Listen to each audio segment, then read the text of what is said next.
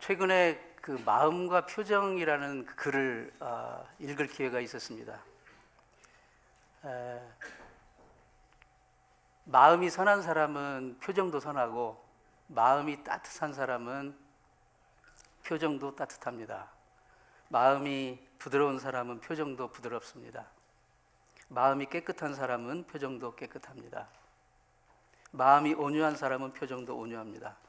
마음이 평안한 사람은 표정도 평안합니다.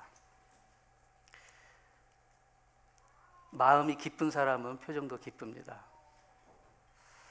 살아가는데 표정은 어떻게 보면 숨길 수가 없어요. 왜냐하면 마음이 지금 요동치고 있는 것을 그대로 드러나기 때문입니다. 표정으로. 예배는 하나님을 뵙고 하나님의 말씀을 듣고 하나님께 감사하고 찬양하면서 하나님의 은혜와 복을 받는 그런 귀한 시간입니다. 예배 드리러 나와 있는 우리의 표정 어떤가요?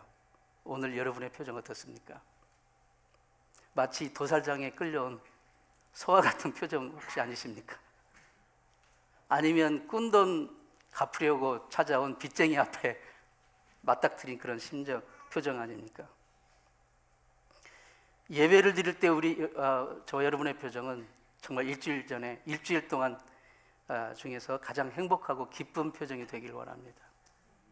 날 권하시고 날 용서하시고 나를 받아주시고 그리고 나의 삶을 이끄시고 붙들어 주시는 그 주님 앞에서 온 힘과 마음과 뜻과 정성을 다해 그분을 송축하는 시간이기 때문에 일주일 중에서 가장 기쁘고 행복한 그런 표정이 되기를 축원합니다. 스코틀랜드의 유명한 학자인 제인이라는 여자 교수가 있었는데요. 그 클래스의 학생들은 그 제인이 교수님이 매일마다 천국을 방문하고 오는 줄 알았대요. 그 표정이 얼마나 기쁘고 편하고 미소가 넘쳐나니 도저히 이 땅을 살아가는 사람과 같지 않는 그런 그 기쁨과 평안함을 그 표정에서 봤다는 거죠. 그분이 이런 말을 했습니다. 그리스도인의 기쁨이라는 것은 깃발과 같은 것입니다. 그 성 있잖아요. 고대 시대 때 이제 그 중세 시대 이 큰 도시에는 성이 있잖아요. 성에 어떤 깃발이 꽂혀 있다는 것은 지금 그 성 안에 왕과 같은 고귀한 분이 계시다는 것을 나타내는 표시입니다. 성도의 얼굴에 기쁨이 있다는 것은 지금 내 안에 만왕의 왕이신 하나님이 계시다라는 것을 나타낸다는 것입니다. 오늘 이 예배를 통해서 여러분의 마음 속에 여러분의 마음의 주인이 누구십니까? 우리 예수님이 계시다는 것을 믿는다면 예수님을 모시고 있는 이 순간, 예수님을 모시고 있는 내 마음, 여기에 기쁨의 깃발을 꽂을 수 있기를 바랍니다. 사랑하는 성도 여러분, 우리는 본래 하나님의 형상으로 지음받은 아름답고 존귀한 존재입니다. 바로 그것은 우리가 창조주 하나님과 정말 기쁨의 교제를 나눌 수 있는 그런 마음의 통로를 부여받았다는 뜻이기도 합니다. 그런데 인간이 죄에 빠졌을 때 인간 스스로 하나님과 기쁨의 교제를 나눌 수 있는 마음의 통로가 끊어졌다는 것을 의미하는 거예요. 그리고 하나님의 품을 떠나고 하나님의 형상을 잃어버리게 됩니다. 인간의 죄가, 인간의 탐욕이 결국은 하나님과의 정말 친밀한 교제의 관계를 깨트려버렸고 그리고 그것은 영원한 멸망의 길로 갈 수밖에 없는 존재가 되었다는 것입니다. 그러나 하나님께서는 이러한 우리 인간을 여전히 사랑하시고 불쌍히 여기셔서 하나님 스스로 인간의 형체를 입고 이 땅에 내려오셨습니다. 그리고 하나님의 마음을 보여주십니다. 그분의 마음을 우리의 마음과 우리의 눈에 맞춰주시고 그리고 우리의 마음, 그분의 마음을 보여주신 참 사랑을 보여주셨습니다. 오늘 본문의 말씀은 바로 이런 하나님의 사랑의 구체적인 방법을 우리에게 가르쳐주고 있습니다. 오늘 본문을 보면 그 당시 빌립보 교회 안에 심각한 분열과 다툼과 경쟁이 있었음을 짐작할 수가 있습니다. 오늘 본문에 사도 바울은 이러한 문제를 해결하는 해답을 무엇으로 제시하냐면 그리스도의 마음을 품으라. 그리스도의 마음을 품고 사는 것으로 설명하고 있습니다. 예나 지금이나 교회는 완전한 곳이 아닙니다. 나 자신을 보세요. 얼마나 불완전하고 모순 덩어리이고 문제가 많습니까? 이러한 사람이 모인 것이 교회이기 때문에 당연히 교회는 불완전합니다. 연약합니다. 다툼과 허영의 모습들이 나타납니다. 인간의 마음 속에 에덴 동산에 와서 하나님의 평화를 깨뜨렸던 그 사탄이 지금도 믿음의 공동체의 조화와 화목과 협력을 깨뜨리는 악하고 어두운 영 우리 가운데 역사하고 있기 때문입니다. 사도 바울은 이 점을 매우 안타깝게 생각을 했습니다. 이런 모습은 교회의 머리 되신 우리 예수님이 결코 바라시는 바가 아니라는 것입니다. 사도 바울은 본문 말씀을 통해서 지금 그것을 우리에게 가르쳐 주기를 원합니다. 헝클어지고 조화와 화목이 깨트려지고 협력이 깨트려진 그러한 우리의 마음을 다시 하나로 모아 거룩한 주님의 몸을 이루고 영광스러운 하나님의 나라를 세워가는 그런 교회가 될 수 있도록 이끌어주는 것은 바로 모든 공동체의 구성원이 예수 그리스도의 마음, 그리스도의 마음을 품는 것입니다. 교회 안에서 협력과 화합과 조화를 깨트리는 것은 타락한 우리 마음속에 자리 잡고 있는 교만, 허영심, 이기심, 비교의식, 자기중심적인 생각 이런 것들입니다. 실상 이러한 현상들은 에덴 동산에서 인간이 하나님의 말씀을 버리고 불순종하여 타락함으로부터 하나님의 영광스러운 형상을 잃어버렸을 때, 하나님의 마음을 놓쳐버렸을 때부터 시작이 된 거죠. 그런데 우리가 잃어버렸던 그 하나님의 형상은 누구입니까? 바로 다름 아닌 하나님의 본체 형상이라고 말씀하신 예수 그리스도십니다. 우리를 구원하시기 위해서 우리 죄인의 종의 형체를 입고 인간의 형체를 입고 오신 예수 그리스도 그분이 바로 우리가 잃어버린 하나님의 형상, 우리가 잃어버린 하나님의 마음입니다. 하나님이 하나님으로서의 권위와 영광을 포기하고 인간의 육신을 입고 이 땅에 내려오셨습니다. 그것은 자기를 내려놓지 않으면 안 되는 일이에요. 오늘 본문은 그것을 뭐라고 표현하냐면 자기를 비워 종의 형체를 가지셨다라고 그렇게 7절에 표현합니다. 그게 예수 그리스도의 성육신의 핵심 정신이고 바로 그리스도의 마음.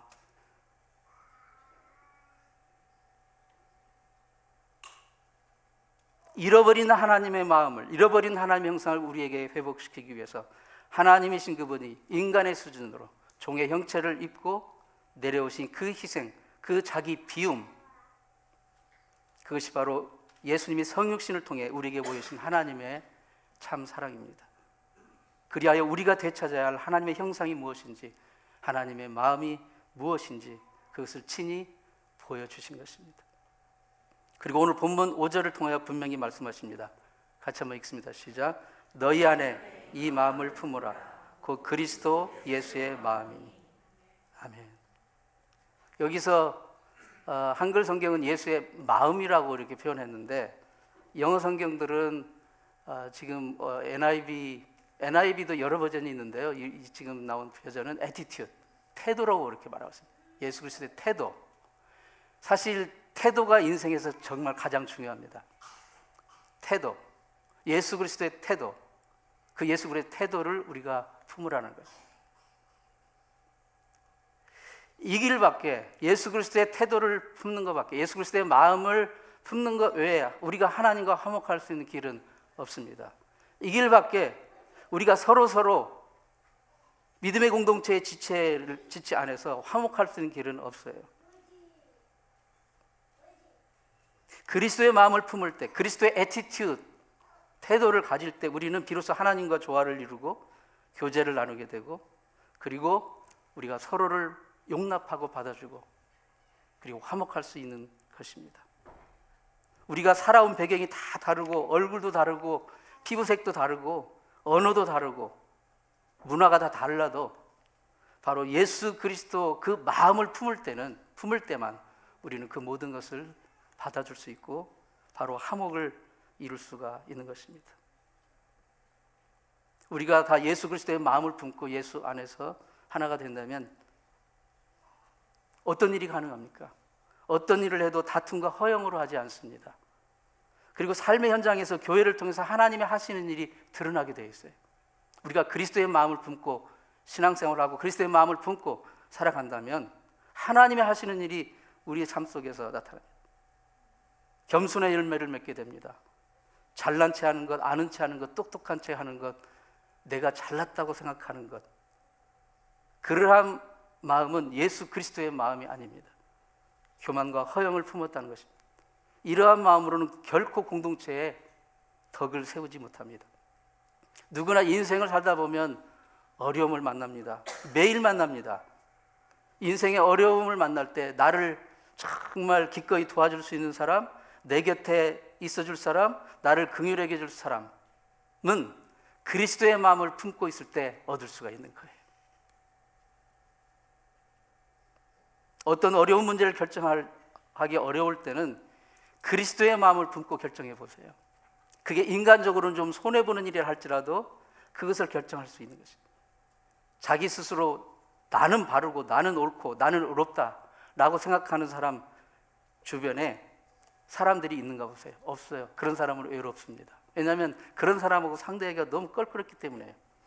그러나 자기를 비우고 그리스도의 애티튜드를 가지고 주님이 자기를 비우고 종의 형체를 가지시고 이 땅에 내려오셔서 우리를 구원하신 그 마음 자세, 그리스도의 마음을 가지고 대한다면 그런 사람에게는 반드시 사람들이 몰려오게 되겠습니다. 본문 4절 말씀을 잘 음미해 보기 바랍니다. 4절 말씀 같이 읽습니다. 시작. 각각 자기 일을 돌볼 뿐더러 또한 각각 다른 사람의 일을 돌아보아 나의 기쁨을 충만케 하라. 사도 바울은 권면합니다. 남을 내 가진 어떤 의의 기준을 가지고 남을 주장하거나 남에게 주장하거나 나의 의를 그에게 강요하거나 내 뜻을 관철시키는 것이 아니라 내 옳음을 주장하는 게 아니라 그리스도께 내가 받은 그 사랑, 그 위로를 가지고 바로 이웃의 아픔을 돌봐주는 것.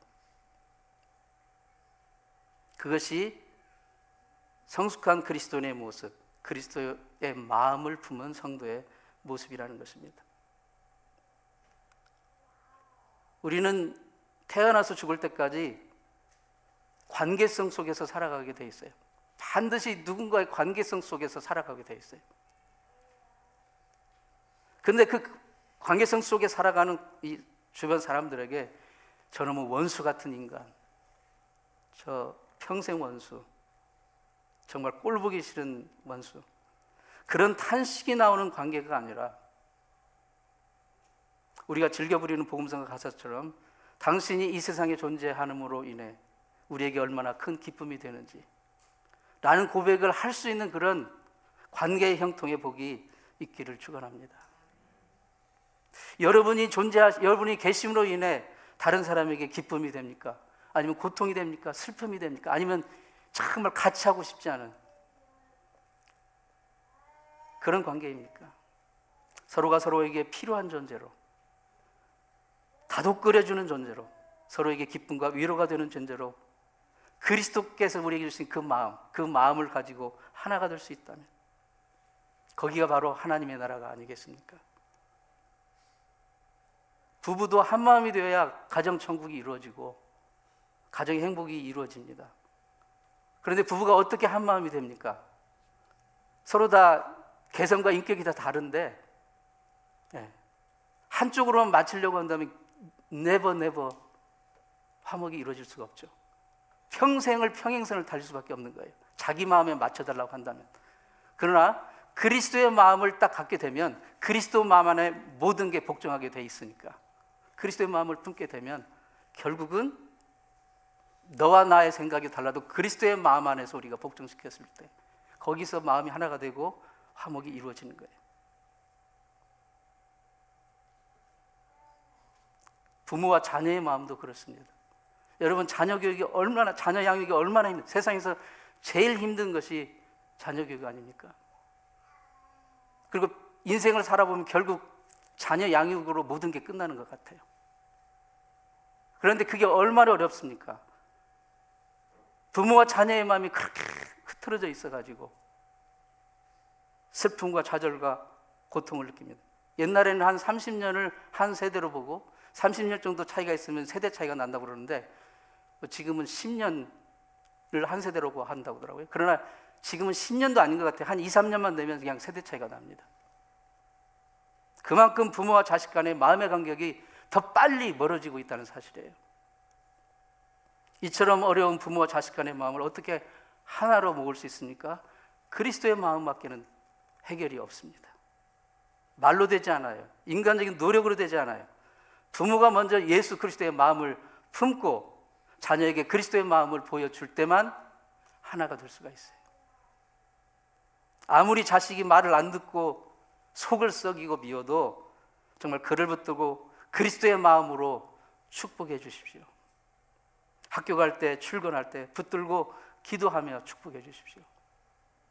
처음에는 부모가 자기를 위해서 기도하는 게 어색하고 쑥스럽게 느껴질 수 있어서 부모의 그 기도를 안 받으려고 할지도 모르지만, 그러나 포기하지 않고 계속 하다 보면 세상에서 가장 필요한 것, 가장 귀한 것이 부모의 축복이라는 것을 깨닫게 되고, 그러면 그도 그리스도의 마음을 갖게 될 것입니다.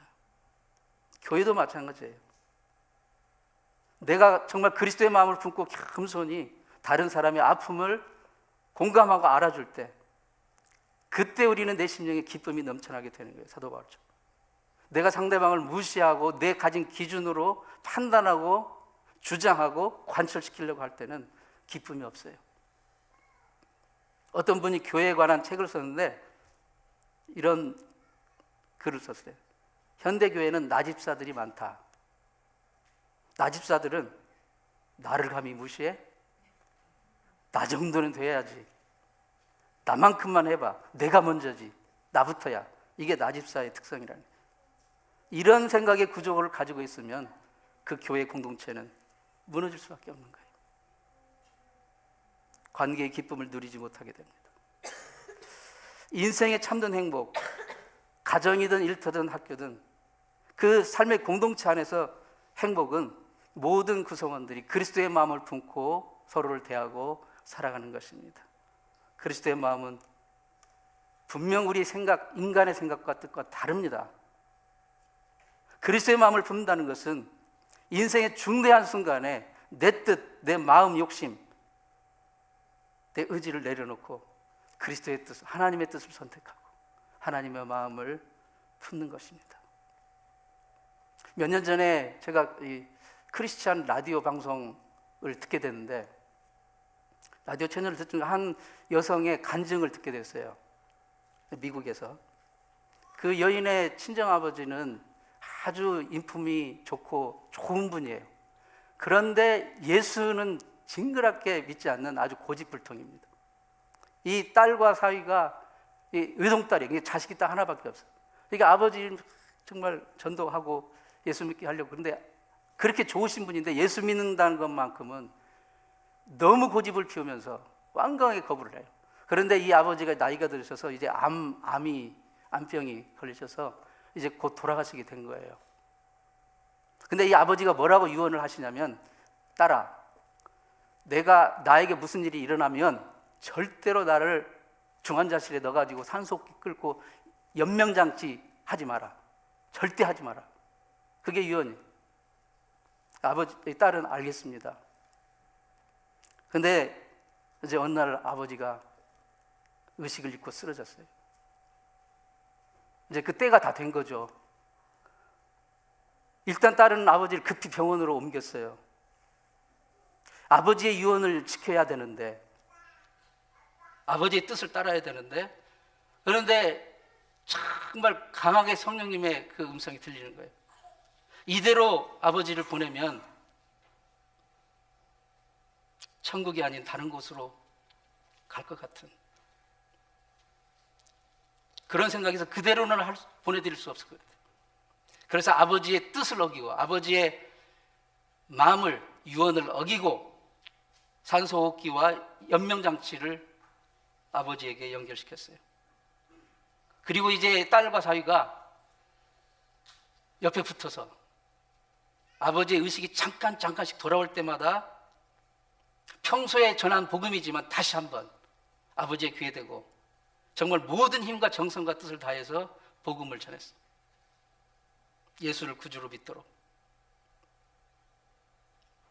산소호흡기를 끼고 모든 연명장치를 한 채로 한 일주일 정도가 그렇게 계속 매일 전도를 하고 복음을 전했는데 일주일 때 극적으로 그 아버지가 예수를 구세주로 영접하게 됐어요.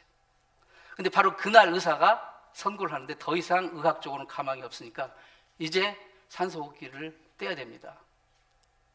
그러자 가족이 동의하고 아버지에게 부착됐던 산소호흡기 떼고 모든 연명장치 다 제거했어요. 그런데 그 순간 정말 믿기지 않는 일이 일어났어요. 산소호흡기를 뗐는데도 아버지는 스스로 호흡을 하는 거예요. 계속. 그리고 이게 하루 이틀 지나고 오라봐라 이라봐라 계속 한 주, 두 주가 지났어요. 그래서 두 주 지나는 동안 더 호전이 되는 거예요. 완전히 호흡도 하고 완전히. 그래서 병원에서 퇴원까지 시켰습니다. 그래서 무려 2년을 더 사셨어요. 2년 동안 아버지는 한 주일도 교회를 빠지지 않고 나와서 예배드리고 그 2년 동안 성경을 2번 완독을 하시고 그리고 매일 하루 1시간 반 정도를 자기 자녀를 위해서, 손자를 위해서, 그리고 교회를 위해서, 자기 자신을 위해서 기도하셨어요. 그리고 2년 뒤에 세상을 떠나셨는데 세상 떠날 때 장례식에서 성도들과 교회 친척들이 정말 슬픔과 아쉬움의 눈물이 아니라 기쁨과 감사의 찬송을 부르면서 그분을 천국으로 보내드렸어요. 그 친정아버지가 남긴 두 번째 유언, 마지막 진짜 유언, 그것은 뭐냐? 딸아, 나의 첫 번째 유언을 어겨준 것에 너무 감사하다. 나의 뜻을 어겨준 것을 감사하다. 그때 내가 나의 뜻을 어기고 나에게 내 인생의 구주 예수 그리스도를 만나게 해주지 않았다면 나는 영영 지옥 갔을 것이다. 너는 내 딸이지만 내 생명의 은인이다. 앞으로도 사람의 뜻이 아니라 그리스도의 뜻, 그리스도의 마음을 가지고 살아라.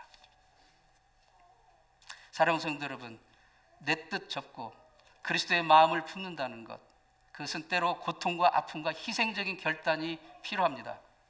그러나 그 길만이 참된 생명의 길이요, 구원의 길이고 진정한 행복의 길입니다. 기쁨의 깃발을 들 수 있는 길, 그리스도의 마음을 품고 살아가는 것입니다. 그냥 일시적인 행복이나 겉으로만 그럴싸 보이는 그런 유사 행복이 아니라 영원히 사라지지 않는 참 행복, 참 복, 그 삶을 사는 길은 우리가 그리스도의 마음을 품고 살아가는 것입니다. 그리스도의 마음을 품고 살아갈 때 구원의 역사가 일어나고 하나님이 일하시는 것이 나타나고 그리고 주님의 몸된 교회가 정말 그리스도의 이름 안에서 하나가 되고 화목하게 되는 역사가 일어나게 되는 것입니다. 기도하겠습니다.